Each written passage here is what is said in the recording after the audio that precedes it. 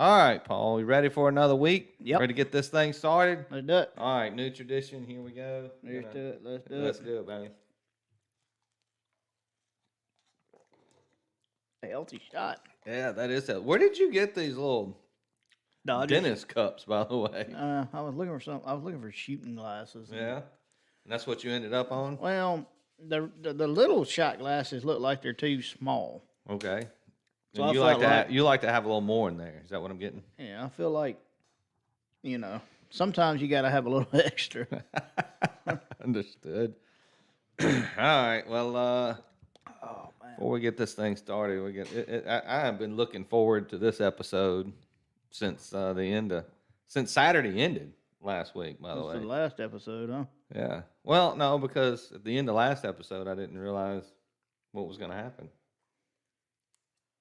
What happened? You went 6-0. That's right, baby. Look, I've been waiting for this episode to come. Your back hurting yet? Not yet. I'm strong though. I got a big shoulder. like bull. Yeah, strong like bull. I'm ready to go. I got you. I got you, baby. Yeah, we got to keep it Yeah, going. that's right. Got to do better on this end.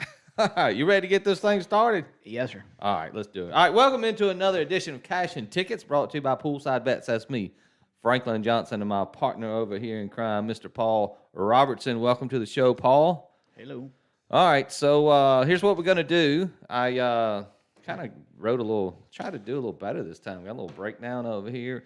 We'll discuss some of the games last week, what happened and what we learned, and we'll go over our picks and what we learned there and what to do and what not to do, maybe. We got to talk about it. And then we'll do a little big game breakdown. We have a few more games this week that of our national importance. We'll break those games down. Maybe we'll talk about the college football playoff rankings that came out Tuesday, what we think about that and where the teams are in the rankings. And then we'll get to our locks, which is a favorite part of the show. So I guess we'll just jump right into it, Paul.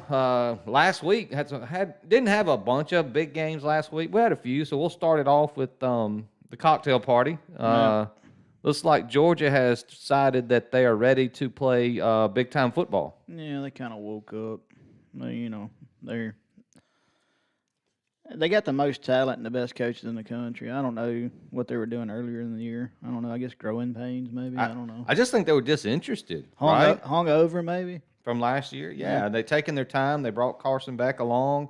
I get they had the injury to Brock Bowers, but they got McConkley back, the wide receiver, and he immediately went out there and got a touchdown against Florida, and that game was never. I mean, they just dominated from start to finish. Florida scores 13 in the fourth quarter to make it halfway respectable, but I mean that thing's 35-7 easy. It's not even close. Yeah, ends up 43-20 in Georgia's favor, and yeah, they have woken them up. And I did not like what the college football playoff did with the rankings because it only gave them more motivation to continue to lay the wood to their opponents. But yeah, so in the cocktail party, Georgia takes down the Gators pretty easily there. I think we all kind of knew about how that game was going to go. Ohio State traveled to take on the Wisconsin Badgers, and that game was a lot closer than that score ended up being. You give Lou Fickle maybe one more year. Another year. Yeah. Even with, they got to go out there. If they're going to continue with Longo, they got to go get different talent on the offensive side of the football.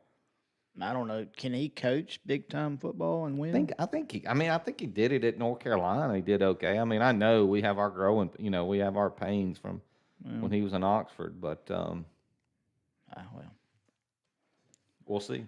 I like Fickle as a coach. I think they play his brand of football translates well to the Big Ten. Well, I guess that's my point. I don't think Fickle's gonna screw around with it too long. Does that make sense? Like, gonna let him just run rogue. Yeah. Now, or he'll say, "Look, either if this is the only way we're gonna do it, then I'll have to find somebody else." Yeah. So yeah, I think Fickle will get that thing going there for the Badgers. Oklahoma traveled to Lawrence, Kansas, to take on my Jayhawks. Yeah, I didn't see that coming, did we? And the Jayhawks said, "Not today." Nobody just walks right into Lawrence and gets a win these days with Lance Leipold or Leipold or whatever. I understand that 33 points is probably a lot of points in a game, but that Oklahoma offense only scoring 33 to the Kansas defense is pretty impressive.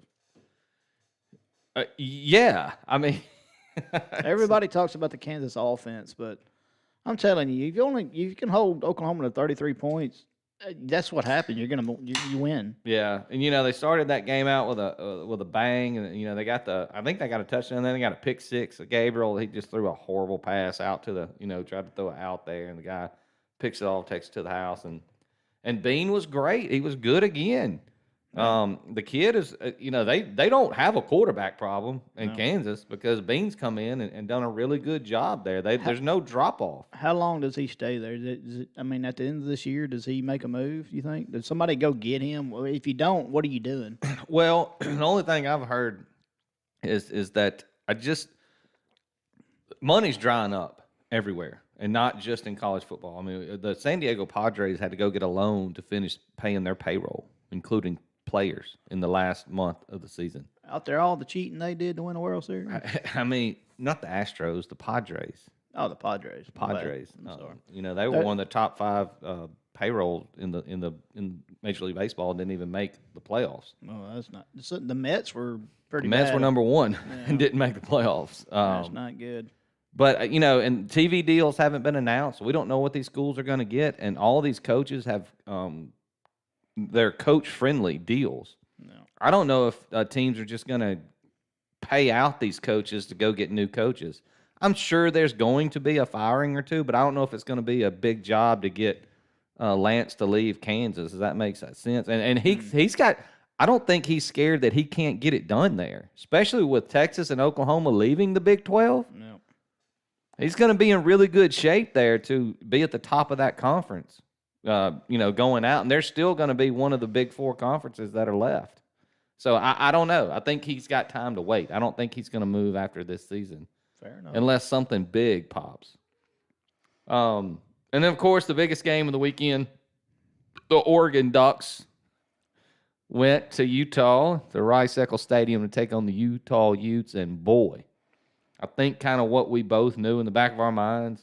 Yeah, one team showed up, the other one didn't. That the Ducks are for real. I think you and I still, even in the loss, I think we thought Oregon was the better team than Washington. Yeah, Utah still is. I don't know.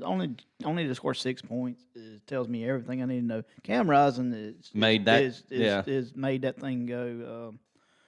I'm not off the Utah bandwagon, so to speak. No, they're still a good team. I just think Oregon is taking it up a notch. No, yeah. Nix is going to set himself up to win the freaking Heisman if he keeps on. Yeah, he doesn't do anything flashy, and I think that what will hurt him in the long run. Because he doesn't have that big. He's just very good. He doesn't make a bad decision. That's the thing. No, if you're the quarterback on the best team in the country, you usually win the Heisman. So. Yeah, that's true. And speaking of that, we'll get to that in a minute. Well, I guess we're done. That's kind of about what we learned last week. So, any other games that caught you? Those were the kind of big games we talked about going into the week. Yeah, Arizona beating Oregon State took down Louisville shutting out Duke was not. I didn't see that happening, but it did. Let's see. Kentucky hung with Tennessee. Kentucky's still a good program. They played Mississippi State this week. They played a really good game, even in a loss. They played well. It wasn't it wasn't like they had a bunch of errors or couldn't get anything going. And Dennis and Leary had his best game of the season. Yeah. Colorado is what Colorado we thought Colorado was going to be. Yeah. He's looking to jump to somewhere else now, it sounds like. You got to play defense. I know you just got to. They can't play defense. Speaking of defense, how about the Cal USC game? No. 50-49. What an absolute disaster that USC. I get it. There's 6 and 8, 2, 4, whatever. Yeah. But they're not a good football team. No, they're not. They're not. They got the best player in college football, but they're not a good football team. Not a good football team. The biggest disaster for me for the weekend was watching my Army cadets absolute just. That was tough. That was hard to watch. That was hard to watch. Not good. Not a good football team. That thing has gone south quick and in a hurry. Like. Yeah, it pains me to say that you and I watched every minute of that football game. We should be ashamed to tell the whole world that we watched that football game. Yeah, that was tough. Not good. That was tough. K-State going out there and blanking Houston. That's impressive. That was a beatdown. Yeah. I mean, they dominated that game on every facet of the game from start to finish. They dominated that game. Auburn and State in a damn shootout. Well, I had to do, it was all I could do to get that thing to come home. My goodness gracious. I had help, too. Yeah, I know you had the under there, but you never thought it'd be that close. I didn't think I'd have to sweat it. No, it shouldn't have been a sweat. They scored what, 13 points in the second half. Well, they had 40 at starting of the fourth quarter. What a shit show. Unbelievable. Absolute disaster. There's no reason I should have gotten that thing home, but they did in the fourth quarter what I thought they'd do for most of the game, which was zilch. I mean, we were talking about before that game kicked off, like, how are we going to determine a winner here? We're just going to have to play, like, tug of war or something? Arm wrestle for it.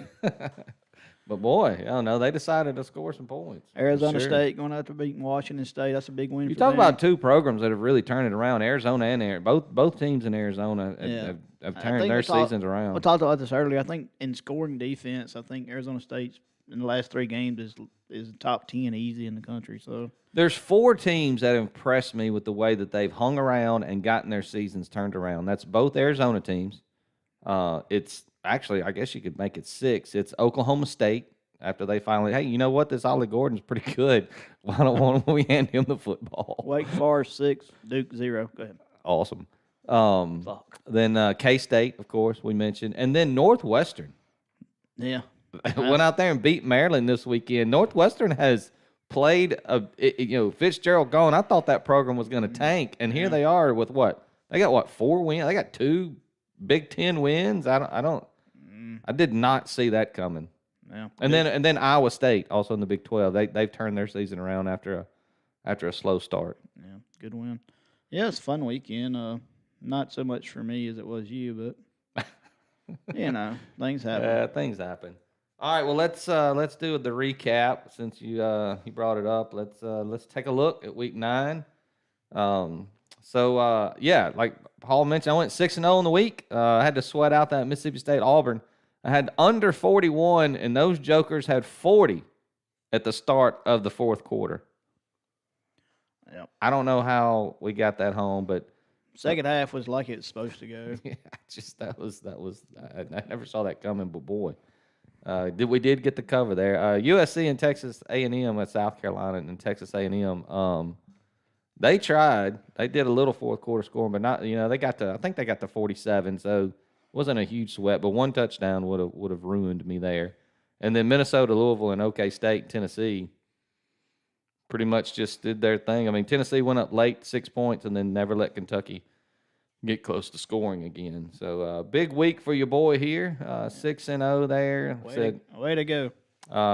Take a look at Paul's side. Some tough beats there on that side same of the story board. as it was last week. That damn Army's the one that just absolutely. I don't know. I just complete whiffed. Yeah. UTSA late cover there, backdoor cover gets me.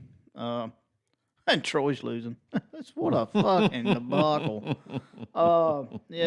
Louisiana and Lafayette, South Alabama over 55.5. Had a shot to fucking push. They had all the chances in the fourth quarter to even cover that, but didn't get it home. San Jose State, I put it out at 35.5. I bet it at 34.5. That's why it says 34.5 win.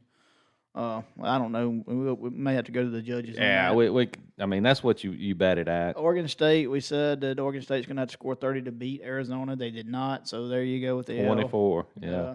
And then Oklahoma State, first half, did not do diddly poo. No, they got it going in the second half. Once they finally started getting Ollie Gordon and the boys rolling, it was a score train. So I think they ended up with like 45 or something points. So they did their job.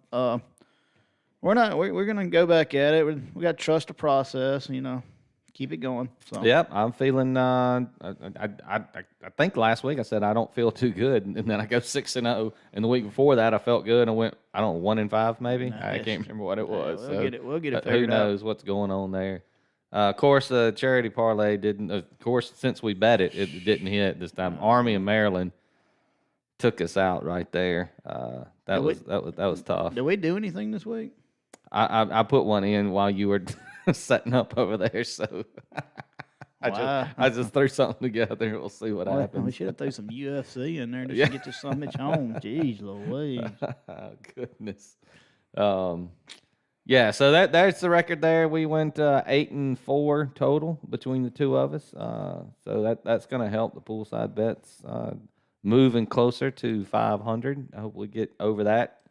We're shooting for what, 55% on the year? Well, 54, but we'd like to do better than that. Yeah, at least, for sure. Yeah, the one thing that I'm proud of is that we're documenting this. So yeah, we got them written down. It doesn't matter 2, 5, 10, 12 years from now, and it's documented. You can't just go, hey, no, we went 10-2 last week. Follow us. The week before they went 0 forever. Yeah. So it's a sweat. You're going through it with us. He's hot. I'm not right now. And once we both get it dialed in, it's going to take off like a rocket ship. Yeah, we'll be ready to go. And then we'll have to dive into basketball. Yeah. That'd be fun, won't it? Yeah. All right, so we got a big weekend this weekend. Week 10, college football. I got some games written down here, Paul. We'll save our fandom for the last game that we talk about. But in Austin, Texas, Kansas State, the resurgent Kansas State Wildcats travel to Austin to take on the I bet that game. Ewerless Texas Longhorns. I think Malik Murphy's going to get the start there for the Longhorns. So Kansas State headed to Texas. Should be a really good game here. Yeah. I know what side I'm on. Oh, that's right. It's one of your picks. So I guess we could talk about the one we didn't. Neither one of us picked was Missouri at Georgia. Big line there. That line's been moving more and more. I think it's at 17 now. Interesting game. I mean, but Missouri can't be happy with a college football playoff committee putting Georgia at 2, just giving them more. Hey, what about Eli Drinkwitz? What a job he's done this year. I mean, yeah, Missouri's been great there. I mean, they dialing it up on offense. The defense is doing enough. There's about, maybe 5 or 6 programs in the SEC that are, if you just beat the teams you're supposed to, they'll build a statue of you out in front of them. Missouri's won. Ole Miss has won. State's won. Arkansas's won. Vanderbilt. Oh my God! So you just in South Carolina, you just beat the teams you're supposed to beat, and you're a hero. Don't have the bad loss. And Missouri, he's doing his job. It took him 3 years? He's been there 3 years, 2 years? I think he got hired the same year as Kiffin, so he's in year 4. 4, yeah. Hey. He's doing a great job. Yeah. So it ought to be an interesting game there in Athens. Carson Beck, I was wrong on him. He's playing really well there for Georgia. He's now moving up the Heisman list with other quarterbacks there, with Penix and J.J. McCarthy and others. So it ought to be an interesting game. I hope it's better. The big games last week outside of Oklahoma and Kansas they weren't really contests, so we didn't get much. So hopefully we'll get more this week. Yes. Washington travels to take on the Trojans, the USC Trojans, and you got Penix and Caleb Williams going at it, 2 bad defenses. What's that over-under in that game? Isn't it like over 75 points now? It's getting toward 80. It's 76.5 when I was sitting at the bar earlier, so I don't know. Are we even trying anymore? I don't know. Washington started the year out pretty good on defense. Yeah. I don't know what the hell happened to them. It ain't there anymore. They've been playing with their food lately. They better get it going against the Trojans. The Trojans will score. All right, here's the fucking problem with me on this game. So how do you have a spread of 76.5 and the line is 3? 3, yeah. How do you dial it in at 76 points to 3 points? Who wants to get on that train? Yeah, because rocket ship are these some bitches running on? I mean, you just imagine that it's going to be tied in the fourth quarter with a minute to go, right? I mean, who's kicking a fucking field goal nobody. In this game? Where do you get the 3 from? I don't know. There's going to be absolutely. It'll be a missed field goal. I mean, it'll be a missed extra point, or somebody goes for 2 and doesn't get it, and so you're talking about a 1 or 2 point game, I guess, maybe. But the line is just stupid. I mean, it's absolutely whatever. When you saw that game coming up, you figure Washington was going to be like an 8-point favorite? Yeah, easy. Yeah, that's kind of what I thought too. And now it's at 3. So, yeah, don't go get it. That's a trap line. You watch it and just enjoy the scoring. Enjoy all those touchdowns. Yeah, but there's some dude in Vegas sitting there with a cigar, a stogie, and he's counting $1,000 bills. He's going, "What's the spread on the Washington USC game?" He said, "Put it at 3 and make it 80." And make it. We're gonna screw with them. Yeah, and they did. Yeah, it's there. But yet, aren't you still kind of tempted to say, "Hey, this game may go over, even at 76." Man, if you bet the over on this game, don't watch it. Just check the score when it's over. Yeah. They may play till Sunday. They may still be playing Sunday morning. That's true. And then big one in the SEC West. The showdown. Gotta have it. LSU, Bama. Wasn't it? Well, I don't know. 7, 8, 9 years ago, they played to a 6-3 game. Yep. Two amazing defenses getting after it twice that year. And now LSU has a bad defense, but they have an unstoppable offense. You got a 61.5 point over. In this game, and an LSU Alabama game. Yeah, that doesn't make sense, does it? No. Alabama can't take advantage. I say they can't. They haven't. Milroe hadn't shown me that he is that guy yet. He's done okay things, but they can't take advantage of LSU where it matters. I don't think. The only issue I see here is Milroe's good at the long ball, and LSU's weak at safety. They're weak at anything. So anything on the backside of the linebacker. That's what I'm saying. But can they hold long enough to give Milroe time to for LSU to win this game? Harold Perkins is going to have to be a disruptor in the backfield to get make Milroe get rid of it quick and hit his check downs. What he's not good at it. This is one of the reason I stayed off this game, and I like LSU here. I'm just as far as the cabin side goes. And I keep saying this, and everybody, whatever. But it's in Bama, and the damn referees. There won't be a penalty called on Bama. They'll call them late, or they call penalties that don't matter. That don't matter. On a punt, they'll call a false start on a punt. Don't matter. Yeah. They'll have 35 yards of penalties, and it won't affect them one bit. No, not at all. Especially since LSU won last year. Yeah. I still like LSU to win this game, even though their defensive backfield is terrible. Even though I hate Brian Kelly, I just don't think. If this game gets anywhere close to that total, I love LSU. Yeah, I think because I don't think Bama can get into a shootout and win. They'll confuse Jaden Daniels a little bit. But once he gets mobile, that's what kills Bama. Yeah, he's going to get him. Saban cannot figure out how to stop a mobile quarterback. And it's not just that. It's a quarterback that can push the ball down the field, and Daniels can do that. Yeah. And he's got two amazing wide receivers to throw to. Yeah. I'm excited to watch that game. I'm going to be pulling for LSU, even though I don't like Brian Kelly. Yeah, it's going to be an awesome game. And we'll know exactly what we need by this time. You know what's crazy? I swear this game was played on Breeders' Cup weekend last year. Because we were at the casino, we were there last year when this game was being played. Because we went over to that Stage 2 bar and we watched LSU. Yeah, I remember pull that thing out. Oh yeah, it was the early game last year. It's like the 11 o'clock. No, it was a late game. No. Yeah, it was dark. We walked over the Stage 2 bar after watching the Breeders' Cup, the horses run. Oh, all right. Yeah, sure did. Yeah. I thought it was a 2:30 game. It may have been, but it was getting dark then because it was later in the year. So because it was kind of ending as it was getting dark outside. So yeah, it was probably a 2:30 game. All right, got you.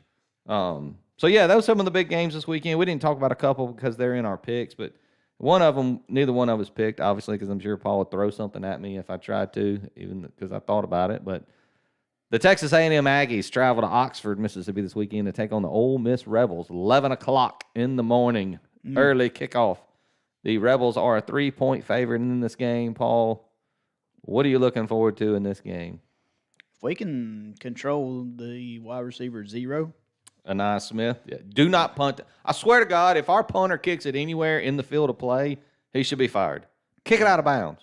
Literally kicking out of bounds every time. This is where Pete Golden makes his hay. Yeah, and they should be ready to go. And this is where Quinshawn Judkins makes his hay, too, because he's kind of been a ho-hum all year. I'm not saying it's all his fault. Don't get me wrong. Yeah. But this is where that offensive line has to man up because man for man, we are outmatched. Well, this is the best defensive line outside of Bama that we've seen all year. Yeah.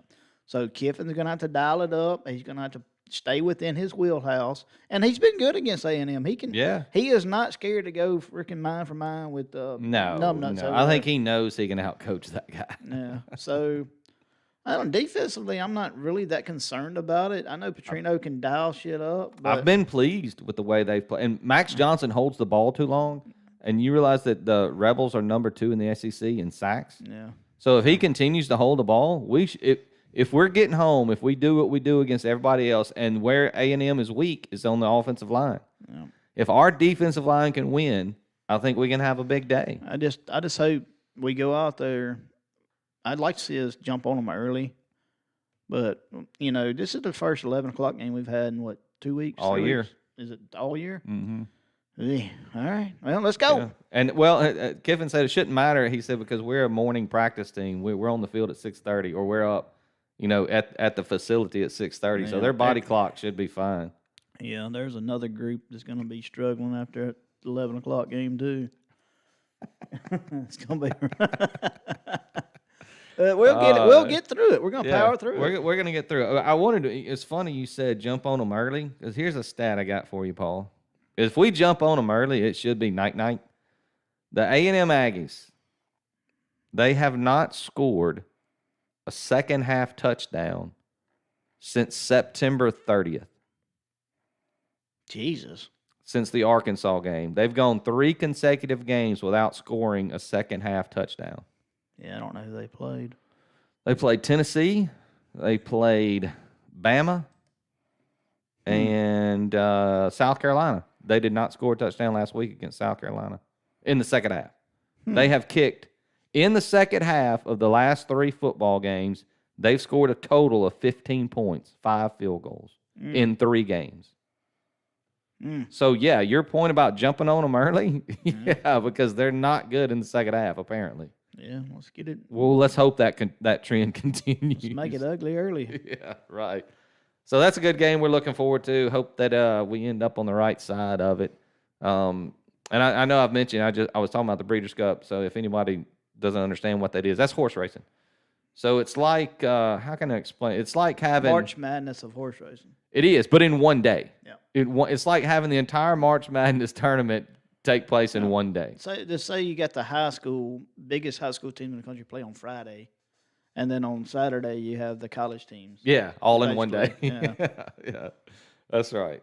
So we're looking forward to that. We're going to be watching the horses run, which is awesome. That's at Santa Anita, so we can watch the Ole Miss game and not have to worry about the big races, because just as the Ole Miss game is ending, the big races will start going. Kicks off race 3. Guess who runs in race 3? The first big race. Cody's Wish, the big ass fans dirt mile. Yeah, I might single him up back into a mile and a half? No, it's just a mile. This is the mile. Yeah. This is his distance. So right in the wheelhouse. If anybody doesn't know about Cody's Wish, go pull it up on YouTube and watch the story about that, and then you'll understand. You'll understand why you don't bet against Cody's Wish. So Paul, yes, sir. You ready to lock it up for this weekend? I reckon. You don't sound too confident. No, I was confident last week and went 2-4. So, fuck. Understood. All right, so let's pull it up. Here we go. All right, so on the season through 9 weeks, Poolside Bets is 51, 52, and 3. Paul with his 3 pushes, been awesome. But we're just 1 game under 500 now. We did well this week. We won more than we lost. So I'm now 30 and 23, and Paul is 21, 29. 30 and 23. Paul's 21, 29, and 3. So you see on the board our picks right there, but we'll go through them. I'll start with my favorite play of the day, and that is 11 o'clock. Notre Dame travels to South Carolina? And then that's where they're from, right? They travel to the other Death Valley to take on the Clemson. Take on the Clemson Tigers. Look, I fully admit that Marcus Friesen, that's a buddy of mine. Shout out Marcus. Marcus Freeman is most likely not the better coach in this position, but Notre Dame is clearly more talented than Clemson, and they have been battle tested. They've played all the big games, and they got through it. They had the little lull with the Louisville loss, which was Louisville? Yeah, Louisville was the bad loss. But, you got Dabo over here throwing players on the bus one week. Then he had the big kerfuffle with the caller that called in, let that guy just talk, and then Dabo jumps in his ass. I mean, what do we do? He's had a bad week. I mean, yeah, it's just not going. The vibes are not good in Clemson is what I'm getting at. If y'all don't want me, I'll go somewhere they appreciate me. Yeah. Well, you're not being. I mean, what have you done this year? I mean, it's a today world, man. And then I had somebody bring this up. So Sam Hartman's 0-4 against the Tigers. Okay, Sam Hartman played for Wake Forest when he went 0-4 against the Tigers. This ain't Wake. This is Notre Dame, and they're ready to go. And I mean, outside of that Louisville loss, they have owned the ACC. So Notre Dame's not going to be intimidated going to Death Valley, and this is an 11 o'clock game. I mean, I just think Notre Dame goes in there and puts them away early. I know the line looks trappy because it's 3, but I'm diving right in. Yeah, I like the team total there over too. I think I was on Clemson early this year because I misread it. Obviously, I had them to win the national title. How's that ticket going? It's somewhere between here and Tunica. It's not doing well, is it? Well, I mean, yeah. That's one way to put it. Oh, goodness. All right, so one of the games that we did not mention because you got it in your picks, Paul, you want to give us your take on this first pick of yours? Yeah, I got Kansas State goes to Texas, 11 o'clock on Fox. I'm going to take the Kansas State Wildcats plus 5.5. I'm not sure where the line is now, but I got it at 5.5. I haven't bet it yet, so we'll see where it is tomorrow. Texas opens up at 6-point favorite, drops a half point. Steadily moving. I've seen 4 in some spots, so it's kind of moving back toward Kansas State a little bit. Yeah. Kansas State's lost 6 outright, 3 against the spread against Texas, but they've been closing the gap. I mean, they're getting closer and closer. And they're the defending Big 12 champs. And the one thing about Texas that I want everybody to understand, they will eliminate themselves eventually from the playoff contention. Yeah. And I think so too. I think it's this week. I think this is where the Big 12 gets put out. Yeah, Kansas State's the more balanced team, in my opinion. They've averaged 264 yards rushing in the last 3 games. That's 4th in the country in the last 3 weeks. Texas allows less than 100 yards a game for the year. Ooh. So there's your game. Yeah. Can Kansas State run the ball on Texas? Yeah. I think they can. And I think they beat Texas outright. You think that offensive line can be able to handle that defensive front of the Longhorns? I think they have the better coach. Kleiman will outcoach Sarkisian any day of the week, in my opinion. And I think Kansas State beats Texas 11 o'clock on Fox. Yeah, well, and you don't have to say who wins. So they're giving you 5 points. You're definitely going to take the points. I got it at 5.5. So, yeah, for sure. I'm with you here. I think the Wildcats have just been too tough. They in our previews, I had Kansas State as the Big 12 winner, and I did not like the start. It was not looking pretty early, but hey, here we are. Oklahoma loses to Kansas last week. They now have a loss. I guess they're still in it technically, but I think that's coming to an end as well. I think that this weekend is where the Big 12 does not get a team in the playoff because I think the 2 teams that could make it are going to go down. They both have 2 losses. So, yeah, I agree with you 100% here. The Kansas State's going to stick to the 2 quarterback system. They'll have Howard in there, and they'll have the other guy that can really run. So, I think it's going to confuse Texas. And they're on a backup quarterback. Yeah. I said, he had a good game last week against BYU, but this ain't BYU, man. No, it's different. This is a different animal they're dealing with. So, anyway. And the only thing in there that favors being at home. So, Kansas State's just going to have to which hadn't mattered endure in the past. that. Yeah, you're right. All right, we'll move on to my second game. And look, like I said earlier, I hate to admit it, but I watched that entire Army-UMass game. But I did watch it, and I know what I saw. I don't think Army can score. And I've watched every single Air Force game this year because we've been on it a lot. They're a wagon, man. And look, what's crazy is the over-under is still only at 31, and Air Force is favored by 18. But that's because I think this game ends up 27-0. Yeah, it's they're at home. Army's got to travel to Colorado to take on the Falcons. Yeah, it'll probably snowing. Yeah, I mean, they're just too good. I mean, you saw it even against Colorado State. They leaned on Colorado State that whole game until they broke them, and they ended up covering what? It was a 14.5 spread last week they covered. Yeah. So if they can do that, Colorado State, and they've done it to every other team this year. So yeah, I'm riding the Falcons again, minus 18.5. Lay them all. Yeah, that Army team is they're broken. They disappointed me to no end last week. That was hard. That was tough. Tough watch. Watch. Anyways. All right, Paul. Nebraska at Michigan State, 11 o'clock on FS1. Nebraska minus 3.5 is where I got it here. Nebraska won 4 of the last 5. Their lone loss coming to Michigan, which they played Michigan pretty tough, like 35-7, which sounds like a lot, but it's not that bad. If you only gave up 35 to Michigan, you ain't doing bad.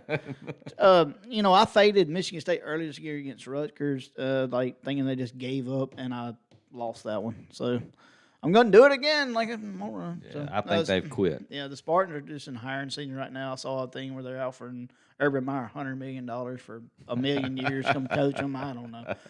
Nebraska will control the ball in the running game. They're quietly a very good defensive football team, ranking 12th in total defense and 20th in scoring defense in the country.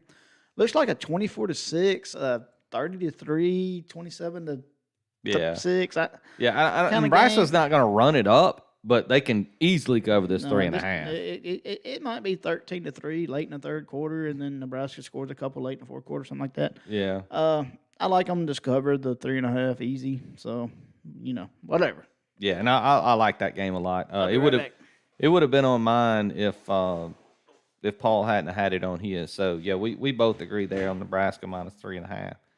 All right, so here it is. This game, I'm so sad to see it end. Oklahoma moving to the SEC next year, and Oklahoma State sitting here holding the bag, saying, "What? Why are you leaving? What's going on? You scared? You don't want to play this game anymore?" So this is one of the most fun games every year to watch. I enjoy watching it. The Sooners and the Cowboys are going to lock up in this contest, and the Cowboys are getting 6 points. And Ollie Gordon has been a man. And maybe I'm overreacting to what I saw last week when Oklahoma lost to Jayhawks, and that very well could be true. And this line's set at 6, so it's probably begging you to take Oklahoma State. Here I am, just like the Notre Dame game. I'm diving in. It's just, hey, lay the trap. I'll walk right into it. But I really think if Gordon can get this thing going, that they can keep this thing close. I don't know if they can beat the Sooners. I kind of think that they can. But I know what I watched against the Jayhawks, and Oklahoma on defense just hasn't been the same as they were earlier in the year. Here's the trouble. I thought about taking the over in this game. It's at 61. But I just stuck with the side because I think they're going to put up a lot of points. And in that case, if they both put up a lot of points, it'll be a close game. So I'm just going to take my 6 points and hope that Bowen and Gordon and the boys can hang tight with the Sooners. Both of these teams are bad at tackling. They're two of the worst at getting runners or wide receiver or anybody that's toting the rock, getting them down, especially after contact. Yards after contact, these are two of the worst teams on defense. So you should see a lot of broken tackles, a lot of big gains. And I think they're supposed to be win there, but neither one of these teams pushed the ball down the field. Oklahoma State's going to stick to the running game, and Dylan Gabriel's going to be hitting these 5- and 6-yard passes and hoping that somebody breaks tackles, which they probably will. I just think that Oklahoma State can maybe slow this thing down a little bit, get to the fourth quarter, and stay within striking distance. So I'm going to take the Cowboys plus 6 in Bedlam. Yeah, the one thing I like about Oklahoma State is the later the game gets, the better they get. Like they seem to get stronger. They get stronger. And Oklahoma fades. Yeah. So watch out for that too. 3 o'clock SEC Network. I got Auburn at Vandy minus 12.5. Talk about a bad watch. You ain't got to watch it. Just cash the ticket. That's true. Both these teams played a murderous row of competition in the last 5 games. Auburn finally gets a win last week against State, which we watched that game. Played really good in the first half and shit the bed in the second half. You know, what it is. Much needed confidence boost for Auburn to beat State. Hugh's going to try to run this thing up. He's got to have a confidence booster. He's got to get something going. He's that guy. He's not going to just get through the game and be like, okay, nobody got hurt. We won the game. He ain't that dude. Well, their season, they're not in that type of season where they can do that. Yeah, Vanderbilt looks to be one-dimensional with the guy coming in, what, like 6'7", big old dude. That dude was huge. But Auburn should be able to shut them out here. I don't think it's going to be a problem for them. I know 12.5 is a whatever in the big, But Vandy still ain't got their damn stadium fixed either. So no, there'll be all 150 fans. Yeah, there'll be a raucous 150 there. 100. I mean, they'll be getting after it. But I think Auburn and Hugh Freeze and them will be okay. And don't forget, they got Cadillac Williams still on that coaching staff that'll go over there and slap Hugh Freeze right in the mouth. Yeah. That's true. So give me Auburn minus 12.5 against Vandy at Vandy. All right. Taking the old Hugh Freeze and the boys. All right. Yeah. Well, for my next pick, I'm headed back to my favorite betting conference of 2023. We're headed back to the Sun Belt, Paul. Been really good in the Sun Belt, and it's been good to me, especially with a couple of teams in there. So, so I'm headed back there. James Madison is headed to take on Georgia State Panthers, 2:30 Saturday afternoon. The Dukes have been good to me all year, and this is part of the reason I'm taking them, just because they've been good to me. I don't think Georgia State's a bad team, and their record shows it. I think they're 6-2, maybe. I think they just lost to Georgia Southern though. But they're a decent team. Here's the thing: they are a run first team. Georgia State. They're gonna run it. They don't sling it very much. No. James Madison is the number one team in the country in yards per rush and yards per game on defense. Maybe the best coach team in the country, too. I mean, they do not give up anything on the ground, and that's exactly what Georgia State wants to do. So in my mind, it's just a bad matchup. Not that Georgia State's not a good team. It's just an awful matchup. And they gave up 44 to Georgia Southern. And James Madison can score on anybody. I like their quarterback there. So I think James Madison will be able to get in the 30s, and I just don't see Georgia State with the way that they run their offense. They're running into something that they can't push around. Does that make they're just going to run into a wall all day? No, I love James Madison. So I'm gonna lay the small number 5.5. I mean it's even under 2 field goals. So I love that. Yeah. So as long as it stays under 6, I'm loving it here. So yeah, give me the Dukes minus 5.5. I like it. Yeah, that's one of those teams, too, like Lance Leopold, James Madison. I don't know the guy's name that coaches them, but hell of a coach. He's one of those guys you might want to go look at. Don't think that James Madison, just because they're a small program, they are beating they can play with anybody. Yeah, well, it's a travesty they're not allowed to go a bowl game. 2 years? Come on, NCAA. This is ridiculous. In the college football playoffs, not even ranking them. And the AP poll won't rank them. What are you talking about? They're one of the best teams in the country. I don't care where they play. Yeah, you go ask some Power 5 teams if they want to play James Madison right now and see what they say. Nope. So, all right. Speaking of teams I like and I like to bet on, going back to the well, I've done this. You did go back to the well here. Yeah, it's a little more than I wanted, but I think I'm good here. Memphis team total over 36.5. 2 o'clock ESPN Plus against South Florida. But hadn't they gone over 36.5 like 4 consecutive games? I mean, they've been that's been an easy ticket. South Florida's given up a ton of points. The Bulls gave up 21 to UConn. I don't know how to explain 21 points against UConn. Maybe I don't know. It shouldn't be a problem here. Yeah. Memphis has been good to me in these spots for these team totals. One of the, I got 21 covers on our podcast, and probably 18 of them are Memphis team total overs.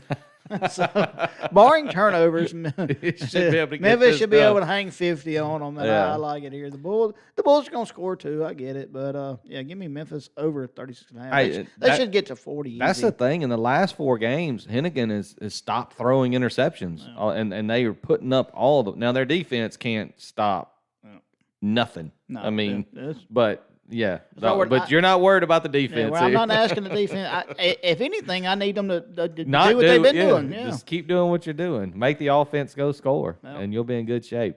I think they'll get close to that in the first half. I mean, honestly. Yeah, well, that's what I'm hoping. I see at least 28 points by halftime. I like it. I like where your head's at. So, Paul, I hope you're proud of me.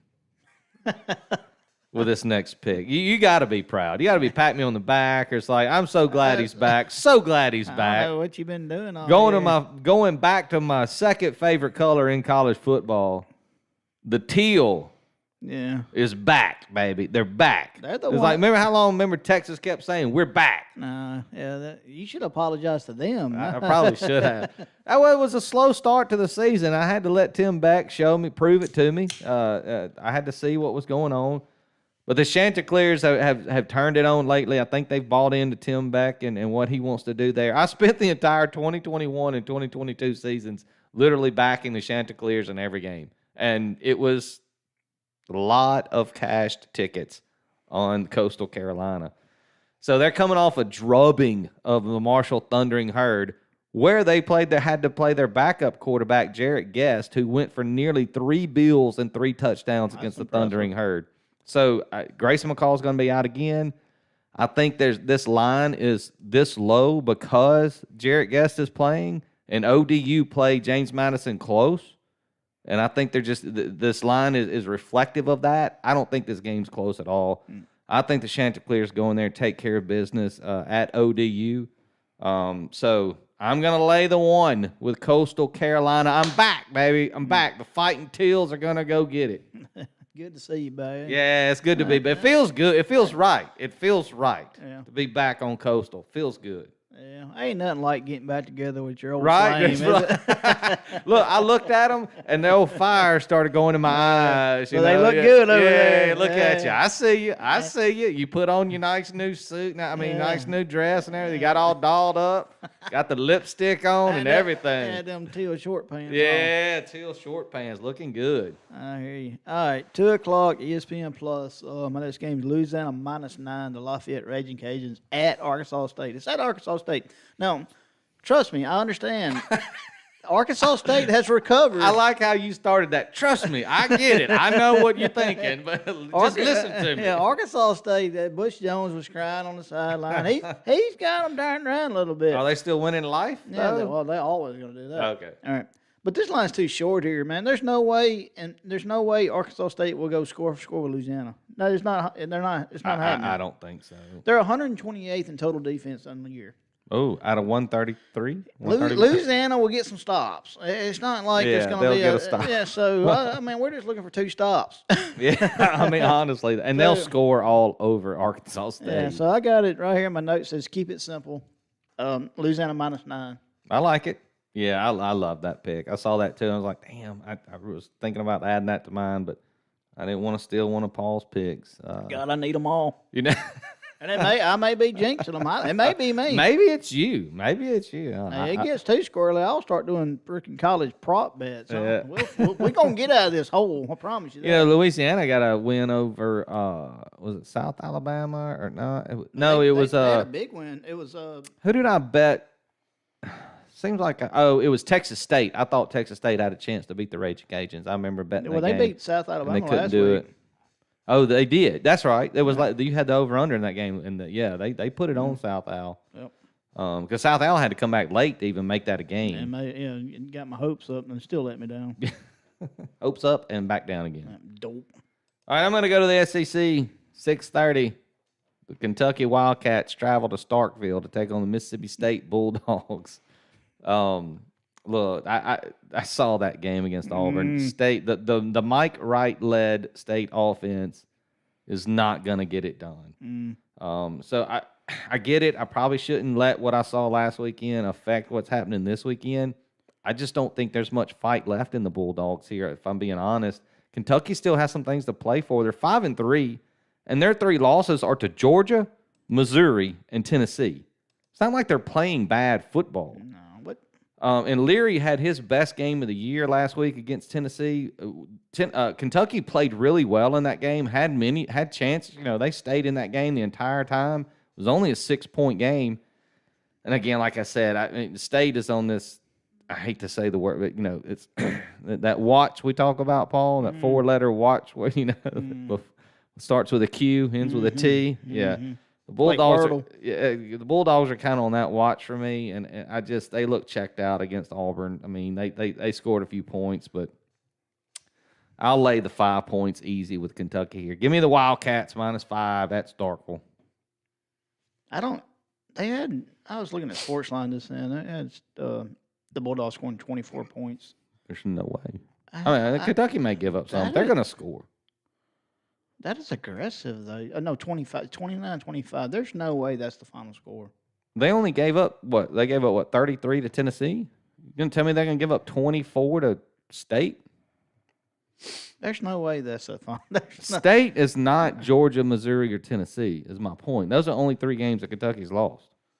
No, I like your pick. I'm just trying to figure out the math on how they came to the conclusion that State's going to score 25 points. Not 21, not 24, not 28, which are key numbers. Yeah. But fucking 25. 25. What, they get a safety somewhere? Yeah, get out of here. They probably get – I would set the total over-under for that game for State at 13.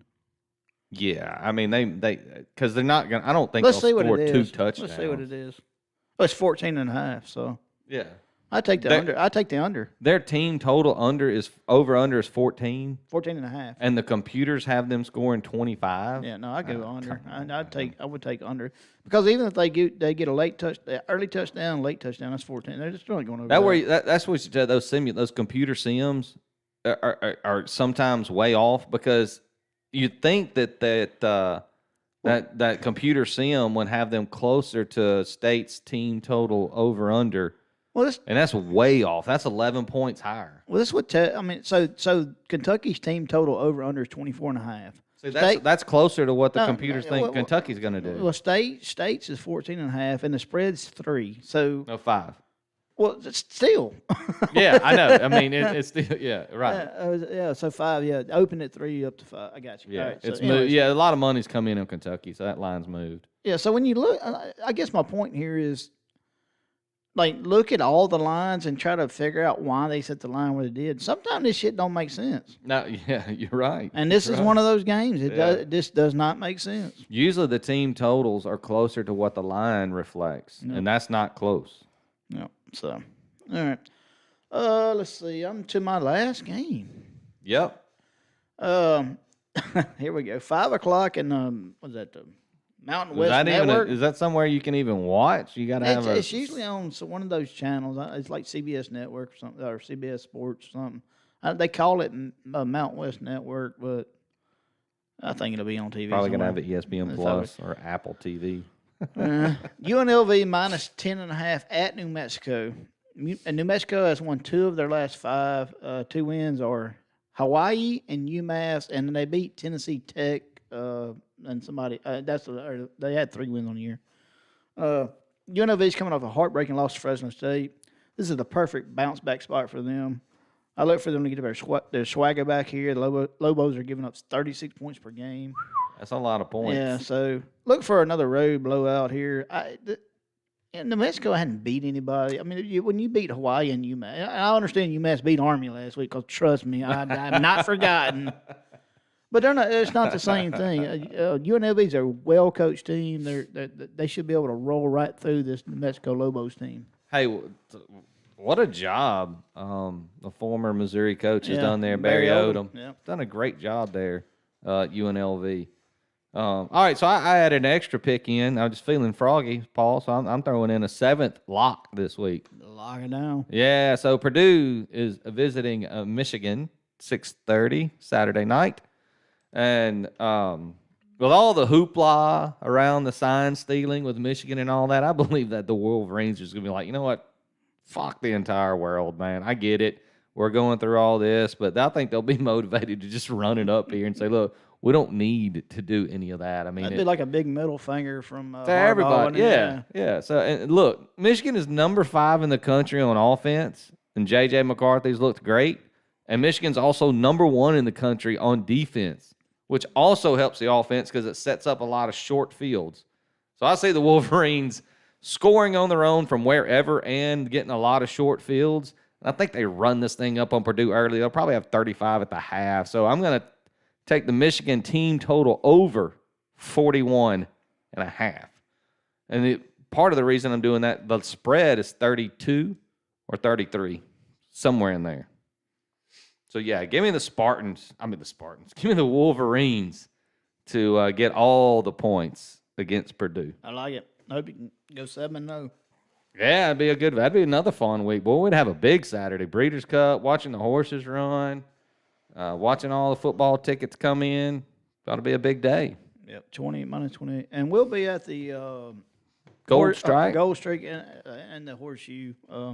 Depends on what time of day it is. So if you watch, you listen, and you think you want to come up, hang out with us, we'll be around. We'll give you some tips. We'll teach you how to bet the horses if you want to come hang out. Grab a chair, sit with us, and we'll talk horse racing. Yeah. And we learned the hard way how to bet horses. Yeah, but we're better at it now.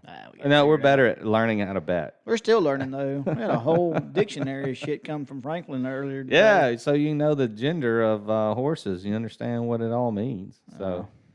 And how to find their color before the race starts. Yeah. Lauren loves to know the colors of the horses before she bets them. So, well, it should be a lot of fun. So, thanks for joining us again for another edition of Cash and Tickets. We are excited about the weekend coming up. We hope that all these picks that we put in come home.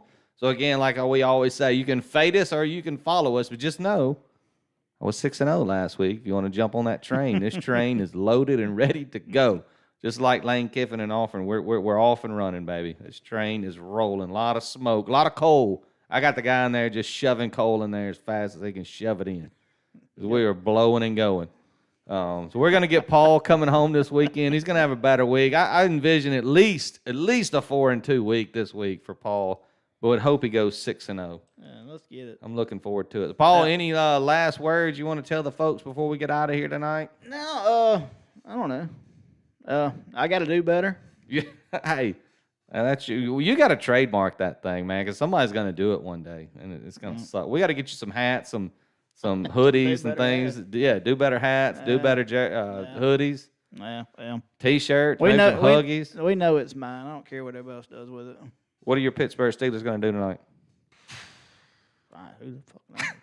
Look, I don't know why they still got the same jackass offensive coordinator. My team's lost 3 in a row after starting off like gangbusters. We should not be favored against anybody in the NFL. And the fact that we're 4-3, and I said this favored tonight, and we haven't outgained any opponent all year. Yeah, on offense, that we've been outgained, and we're still 4-3.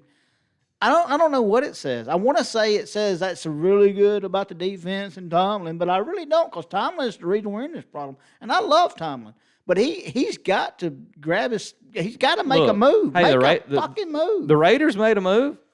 Jesus they got the Raiders got rid of everybody. The 49ers they're signing every defensive end in the country trying to get that thing back going, and y'all are sitting here still with the same offensive coordinator. Yeah, watch George Pickens. He does not give a shit. Najee Harris doesn't give a shit. Because nobody cares anymore. They both hate the offensive play call, and they hate it. Man, when your punter and your kicker's calling you out as an offensive coordinator, that's brutal. Just quit. Quit, man. Quit. Just quit. It's tough. The worst was when Pickens scored that touchdown, and Cannon was like, "What in the fuck is going on? Why are we scoring touchdowns?" It was in nap time.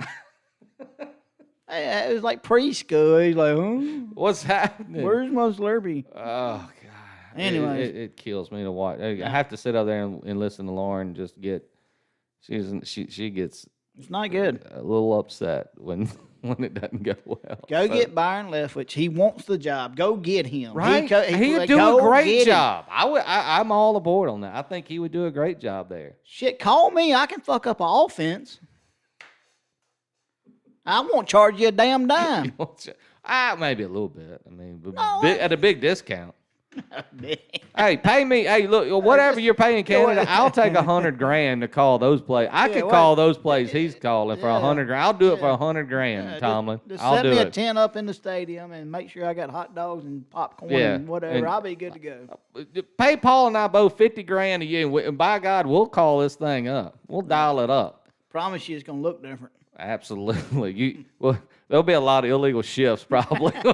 That's like, you can't do that. No, you can't. Why not? Why can't we have that many people in the backfield? Apparently, we can't line up on side anyway. And they get paid millions of dollars. What's the difference? Can't even do that right. Yeah. The kid goes out there, kicks a 60-something yard, 57, 8 big leg. Kick, and her big old guard can't figure out where the ball's at. Now we got to do something different. Yeah, that's brutal. Anyways, let's close this bitch We'll out. close it. All right, look, again, thanks for joining us. We'll be at the Gold Strike this weekend. If you want to come bet the horses with us, please come and hang out with us, and we'll give you our picks again. So anyway, thanks for joining us.